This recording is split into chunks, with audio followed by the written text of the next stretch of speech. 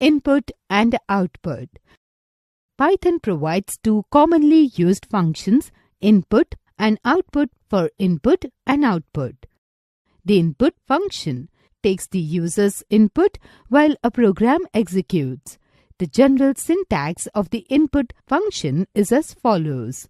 Here, prompt is the string or message we wish to display on the screen. Example: the print function.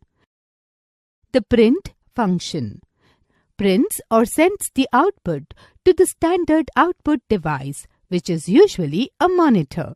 This function auto-converts the items to strings.